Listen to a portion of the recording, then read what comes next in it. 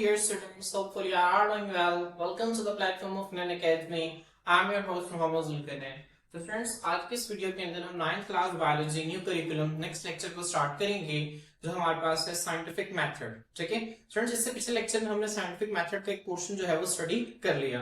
हमने इससे पहले साइंटिफिक मेथड की डेफिनेशन देखी, ठीक है, और हमने देखी कि वो कौन कौन से स्टेप्स हैं जो कि साइंटिफिक मेथड के अंदर इस्तेमाल होते हैं। ठीक है स्टूडेंट्स, अगर मैं उन स्टेप्स को एक बार दोबारा रिवाइज करूं, ठीक है, उन स्टेप में सबसे पहले हमारे पास क्या था, हमने पढ़ा कि recognition of a biological problem. ठीक है, एक प्रॉब्लम जो है जब हम उसको रिकॉग्नाइज करेंगे तो ही हम किसी साइंटिफिक मेथड की तरफ जाएंगे। ठीक है, सेकंड स्टूडेंट्स हमने पढ़ी ऑब्जर्वेशंस मैंने आपको बताया कि 5 सेंसेस हम करते हैं। ठीक है, उसके बाद हमने क्वालिटेटिव और क्वांटिटेटिव ऑब्जर्वेशंस में फर्क देखा। तो स्टूडेंट्स आए आज बाकी जो है वो पोर्शन जो है इसको कवर करते हैं। स्टूडेंट्स हमारे पास जो थर्ड स्टेप है हमारे पास साइंटिफिक मेथड का, वो हमारे पास है हाइपोथेसिस। स्टूडेंट्स हाइपोथेसिस हम कहते हैं फर्जी स्टेटमेंट्स को। किन्हें कहते हैं? फर्जी स्टेटमेंट्स को कहते हैं, मफरूजे को कहते हैं। ठीक है, कल हमने इसकी एग्जांपल जो है वो हेडेक से समझी थी। स्टूडेंट्स आज हम एक और एग्जांपल से समझते हैं। मिसाल के तौर पर, ठीक है, अगर जो है वो आप लोगों के पास एक चॉकलेट, ठीक है, एक चॉकलेट का बॉक्स है आप लोगों के पास, ठीक है, और आपने क्या देखा, आपके पास एक चॉकलेट का बॉक्स, आप देखते हैं कि रोजाना जो है वो आपके भाई आते हैं, ठीक है, और एक चॉकलेट इसमें से लेकर चले जाते हैं, खा लेते हैं। ठीक है, अच्छा, दो दिन से यही रूटीन है। ठीक है, अब फर्ज करें तीसरे दिन जो है जब आप बाहर से आए हैं, ठीक है, आप देखते हैं कि आपका चॉकलेट का जो बॉक्स है वो बिल्कुल एम्प्टी है, बिल्कुल खाली है, अंदर कोई भी चॉकलेट नहीं है। तो स्टूडेंट्स अब ये है, अब चॉकलेट नहीं है, ये आप लोगों के लिए एक प्रॉब्लम है। ठीक है, आप लोगों की प्रॉब्लम है, साइंटिफिक प्रॉब्लम नहीं है, ये आप लोगों की प्रॉब्लम है। अब आप जैसे देखेंगे तो आपके जहन में, अब आपने ऑब्जर्व ये किया, अपनी आंखों से ऑब्जर्व ये किया कि चॉकलेट्स नहीं है, ठीक है, अब आपके जहन में फौरन से फर्जी ख्याल आ जाएगा कि ये पक्का उस भाई ने नहीं है। ठीक है, अब ये स्टूडेंट्स एक ऐसे ख्यालात जो फर्जी तौर पर बनाते हैं, जो आप ऑब्जर्वेशन, जो आपकी पिछले मुशाहिदात हैं, जो आपने पिछले दिनों में चीजें देखी हैं, उनकी बुनियाद पर, जो आपके पास मालूमात है उनकी बुनियाद पर जो चीजें आप फर्ज कर लेते हैं स्टूडेंट्स, तो हमारे पास वही तो क्या है, वो हमारे पास हाइपोथेसिस होती है। ठीक है स्टूडेंट्स, हमारे पास जो हाइपोथेसिस है ये ठीक भी हो सकती हैं और गलत भी हो सकती हैं। ठीक है, जैसे कि मैंने आपको बताया वो आपके भाई ने, हो सकता है कि आपके भाई ने सारी चॉकलेट्स ली हो, या हो सकता है इस मर्तबा उसने ना ली हो, किसी और ने ली हो। ठीक है, हो सकता है आपकी वालदा ने कहीं पर रख दी हो। ठीक है, तो कुछ भी हो सकता है। ठीक है, तो हम जब हाइपोथेसिस पढ़ते हैं हम इसी मिसाल के साथ इसको जो है वो कवर करेंगे।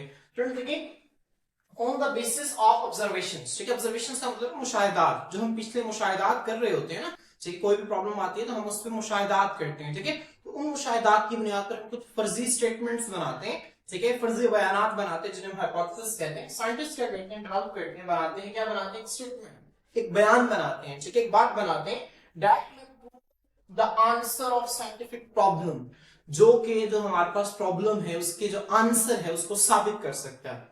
समझ आ रही? ठीक है, अंडर स्टडी, ठीक है, जो हम स्टडी कर रहे हैं। फिर हमने क्या किया, हम एक बायोलॉजिकल प्रॉब्लम को क्या कर रहे हैं, स्टडी कर रहे हैं। तो अब साइंटिस्ट क्या करते हैं, साइंटिस्ट हमारे पास जो उन्होंने ऑब्जर्वेशंस की हैं उस बायोलॉजिकल प्रॉब्लम के हवाले से, उसके मुतालिक इस किस्म के वो आप कह लें कि फर्जी स्टेटमेंट्स बनाते हैं, ठीक है, जो कि उसके आंसर को साबित कर सके। ठीक है, अब यहां पर बात खत्म नहीं हो जाती है, हमारे पास सिर्फ फर्जी स्टेटमेंट्स होती हैं, फिर आगे हम इनसे नताइज भी निकालेंगे। ठीक है, आगे इन तजुर्बात में फर्जी स्टेटमेंट्स को हम देखते भी हैं। ठीक है, अब स्टूडेंट देखें, such tentative answer of scientific problem. Tentative का मतलब क्या होता है? टेंटेटिव का मतलब होता है आरजी। क्या होता है? आरजी को होता है परमानेंट, एक होता है टेंटेटिव। टेंटेटिव कहते हैं आरजी को। आरजी का मतलब ये होता है कि जो थोड़ी देर के लिए चीज होती है। ठीक है, तो ये टेंटेटिव आंसर जो है साइंटिफिक प्रॉब्लम का, क्योंकि देखिए ये गलत भी हो सकता है, ठीक भी हो सकता है। ठीक है, तो एक किस्म का एक आरजी सा बयान होता है, ठीक है, जो ठीक भी हो सकता है और गलत भी हो सकता है। तो जो हमारे पास टेंटेटिव आंसर है ना साइंटिफिक प्रॉब्लम का, इसके हम क्या कहते हैं, हाइपोथेसिस कहते हैं। ठीक है, मैं इसकी डेफिनेशन को दोबारा आप लोगों के लिए रिपीट कर देता हूं। हम क्या करते हैं, मुशाहिदात की बुनियाद पर साइंटिस्ट जो है वो हमारे पास एक ऐसा बयान बनाते हैं जो कि उस बायोलॉजिकल प्रॉब्लम को सही साबित कर सकें, उसके सॉल्यूशन को सही साबित कर सकें जो वो स्टडी कर रहे हैं। ठीक है, on the basis of observation scientist क्या करते हैं, डेवलप अ स्टेटमेंट, एक ऐसा बयान बनाते हैं दैट में prove the answer of scientific problem, जो कि जो साइंटिफिक प्रॉब्लम है, जो हमारे पास मसला है, ठीक है, उसको साबित कर सके, ठीक है, उसके सॉल्यूशन को साबित कर सके अंडर स्टडी। और इस किस्म का जो आरजी बयान है इसे हम हाइपोथेसिस कहते हैं। स्टूडेंट्स आप लोगों ने इसकी डेफिनेशन जो है याद रखनी है। ठीक है, अब इसके आगे से स्टूडेंट्स कुछ कैरेक्टर्स है, एक अच्छी हाइपोथेसिस, एक जो अच्छी फर्जी स्टेटमेंट होती है उसकी क्या कैरेक्टरिस्टिक्स होती है हमारे पास। ठीक है, हम उसके कैरेक्टर्स को देखते हैं। A single hypothesis has following characters। ठीक है, एक जो सिंगल हाइपोथेसिस है उसमें ये सारी खसूसियात होनी चाहिए। अब स्टूडेंट्स ये अलग से आपका शॉर्ट क्वेश्चन के तौर पर पूछा जा सकता है। ठीक है, इंपॉर्टेंट है, आपने चारों कैरेक्टर्स याद करने हैं। ठीक है स्टूडेंट्स, देखें, it is a proposed statement to answer the problem. Student, propose का मतलब होता है तजवीज करना, पेश करना। ठीक है, अब ये एक स्टेटमेंट होते हैं, ऐसा बयान जो कि आप लोग पेश करते हैं, ठीक है, आप लोग देते हैं प्रॉब्लम को आंसर करने के लिए। समझ आ रही? जो आपको प्रॉब्लम एफर्ट्स करने से मैंने आपको बताया कि आपके चॉकलेट का जो बॉक्स है वो खाली है। ठीक है, और आप लोगों की प्रॉब्लम है, अब आप उस प्रॉब्लम पे क्या करते हैं, एक स्टेटमेंट दे रहे हैं कि मेरे भाई ने चॉकलेट्स ली होंगे। ठीक है, अभी स्टूडेंट्स आप क्या कर रहे हैं, प्रपोज, एक तजवीज कर रहे हैं, एक स्टेटमेंट उस प्रॉब्लम के सॉल्यूशन के तौर पर। समझ आ रही? ठीक है, अब ये हमारे पास क्या है, ठीक है, हाइपोथेसिस का एक पहला कैरेक्टर है कि ये प्रपोज स्टेटमेंट होती है, तजवीज की जाती है स्टेटमेंट, इस पर कोई हतमी प्रूफ नहीं होता। ठीक है, इसका ये गलत भी हो सकती है, सही भी हो सकती है। ठीक है, और इसलिए तजवीज की जाती है ताकि प्रॉब्लम को आंसर किया जा सके। ठीक है, फिर देखें, it always matches with available observations. जो हमारी ऑब्जर्वेशंस हैं हमेशा उसके साथ क्या होनी चाहिए, स्टेटमेंट मैच होनी चाहिए। मिसाल के तौर पर ऐसा तो नहीं है, ठीक है ना, मिसाल के तौर पर आप देख रहे हैं आपके चॉकलेट का बॉक्स जो है, ठीक है, 2 दिन से आपके भाई चॉकलेट ले रहे हैं और अचानक से आप आए हैं, ठीक है, और आप जो है वो कह रहे हैं कि चॉकलेट गायब है, तो ये फलां, ठीक है, मेरे किसी हमसाये ने ली होंगी, इस फलां बंदे ने ली होंगी। ऐसा तो नहीं हो सकता। अब आप फौरन से आपके जहन में ख्याल आएगा जो बंदा ने पहले ली थी उसी बंदे ने हो सकता है दोबारा ली हो। अब पिछले दिनों के अंदर आप जो जो मुशाहिदात कर रहे हैं, जो जो चीजें आप गौर कर रहे हैं, जब वो चीज दोबारा से आपके सामने आएगी तो जो आपकी फर्जी स्टेटमेंट है वो मुशाहिदात के साथ मैच करनी चाहिए। ठीक है, तो स्टूडेंट्स ये जो हमारे पास हाइपोथेसिस है हमारे पास, ये मैच करनी चाहिए हमारी, ठीक है, अवेलेबल ऑब्जर्वेशंस के साथ। उसके बाद स्टूडेंट क्या है, it can be tested through experiments. ये जो हमारे पास स्टेटमेंट है इसे तजर्बात के तौर पर एक्सपेरिमेंट के जरिए जो है इसे टेस्ट भी किया जाना चाहिए। ठीक है, इस जो है ऐसा नहीं है कि, ठीक है, आप ये ना फटते हैं आपके चॉकलेट गायब है, ठीक है, और आप कहेंगे कोई बाहर से कोई, ठीक है, जिन आया और जिन चॉकलेट ले गया, इस तरह की नहीं होनी चाहिए। ठीक है, स्टेटमेंट, ठीक है, यानी कि जिसका कोई वजूद हो, कोई हकीकत हो, आप उससे तजर्बाती तौर पर साबित कर सके। ठीक है, इस तरह की स्टेटमेंट होनी चाहिए। समझ आ रही? ठीक है, तो आपने इन चीजों को जो है वो जहन में रखना है, जो हमारे पास स्टेटमेंट्स के जो कैरेक्टर्स आपको बता रहे हैं हाइपोथेसिस के। स्टूडेंट्स, उसके बाद इसका लास्ट कैरेक्टर है, there is always a way to disprove hypothesis. वो जो हमारे पास फर्जी स्टेटमेंट है उसको डिस्प्रूव, डिस्प्रूव का अप्रूव का मतलब होता है, ठीक है, कबूल कर लेना, डिसअप्रूव मतलब रिजेक्ट कर देना, ठीक है, रद्द कर देना।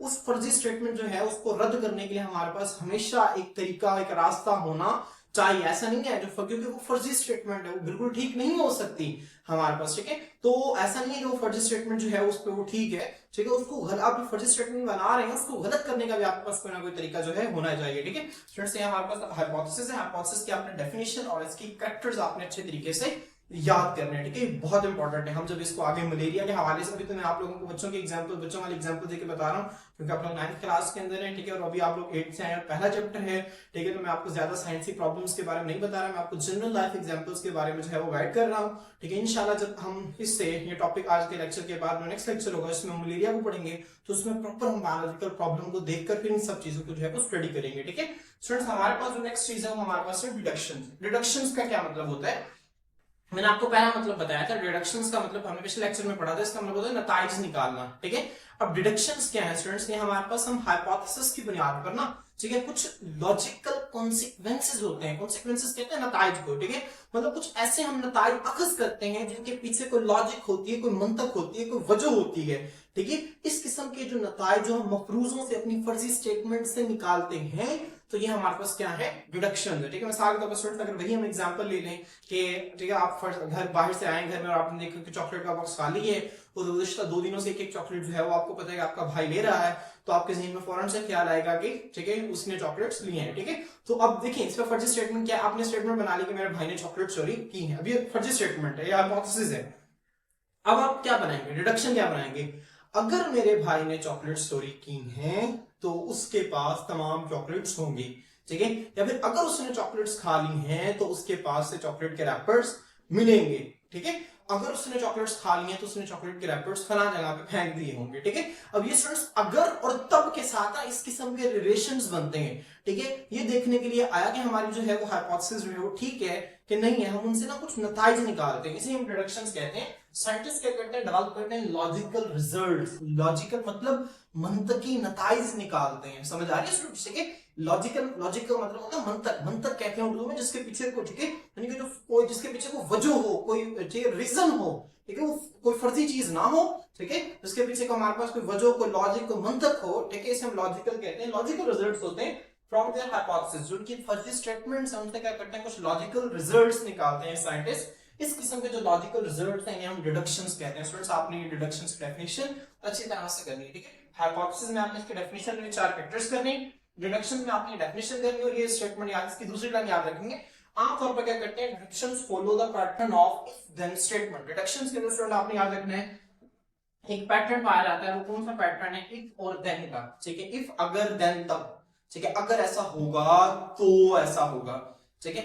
मतलब ठीक है, जैसे मैंने आपको चॉकलेट की एग्जांपल दी, ठीक है। अगर आपके भाई ने चॉकलेट खाई है, ठीक है, तो उसके पास से रैपर्स मिलेंगे। अगर तो का जिसमें रिलेशन आता है ना, इस किस्म के डिडक्शंस का पैटर्न होता है, ठीक है। आप जो जब भी डिडक्शंस बनाएंगे तो उसमें अगर और तो का जो है वो आपको रिलेशन देखने को मिलेगा, ठीक है। फ्रेंड्स ये लाइन आप रहने दें, ठीक है, बुक में लिखी हुई, लेकिन आप ये लाइन रहने दें, आप इसकी डेफिनेशन और सिंपल ये लाइन याद करके इसकी एग्जांपल लिखनी है, ठीक है।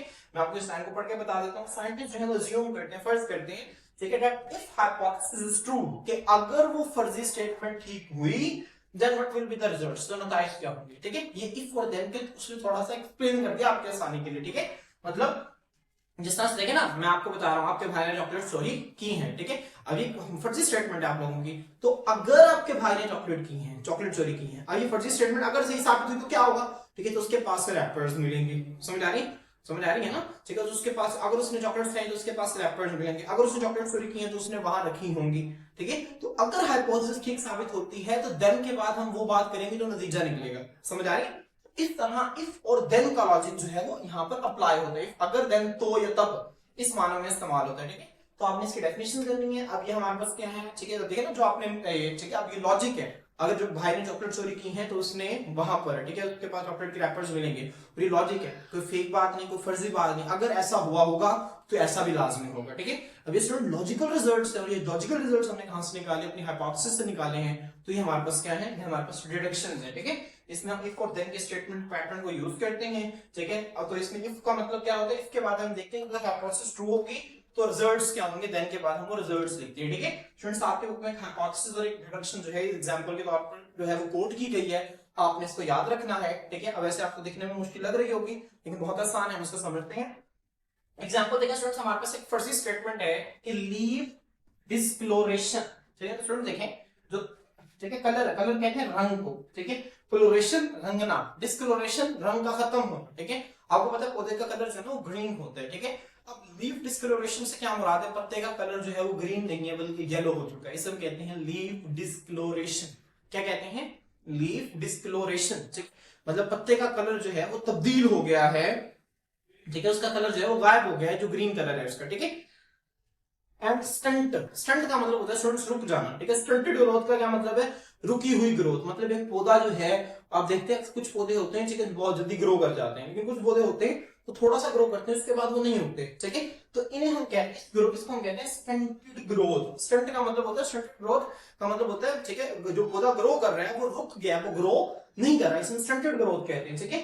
तो लीफ डिस्कलोरेशन, ठीक है, पत्ते के रंग का तब्दील होना, और जो रुकी हुई ग्रोथ है, ठीक है, इन प्लांट पौधों में are caused by deficiency of iron, are caused by, इसकी वजह क्या है, ठीक है, क्या वजह है, डेफिशिएंसी। डेफिशिएंसी का मतलब होता है कमी, ठीक है, of iron in the soil. Iron हमारे पास क्या है, आयरन मिट्टी के अंदर हमारे पास पाया जाता है, इसको आपने, ठीक है, केमिस्ट्री के अंदर पढ़ा होगा, Fe से रिप्रेजेंट करते हैं आयरन को। ये हमारे पास एक मादनियात है, जमीन के अंदर एक मिनरल है, ठीक है, जो पौधे को चाहिए होता है, ठीक है, ये जमीन के अंदर पाया जाता है, और जब तक ये पौधे को मिलता रहे, बहुत सारे और भी हैं, हम उनको आगे पढ़ेंगे, जब प्लांट्स का चैप्टर आएगा ना हम वहां पे पढ़ेंगे इसे, ठीक है। बहुत सारी और भी चीजें हैं जिनकी जो पौधों को जरूरी होती है, ठीक है। जब इन खास चीजों की कमी हो जाती है ना पौधे के पास, जिस तरह आयरन है, इसी तरह मैग्नीशियम है, और इसी तरह हमारे पास नाइट्रोजन है, ठीक है, कुछ चीजें हैं हमारे पास, जब हमारे पास पौधे के अंदर इनकी कमी हो जाती है तो पौधा क्या करता है, अपनी ग्रोथ को एक तो रोक लेता है, उसकी ग्रोथ नहीं होती, ठीक है, और दूसरा क्या करता है, अपने कलर को चेंज कर लेता है। स्टूडेंट्स बिल्कुल इसी तरह, इस तरह अगर जो छोटा बच्चा, ह्यूमन एम्ब्रियो,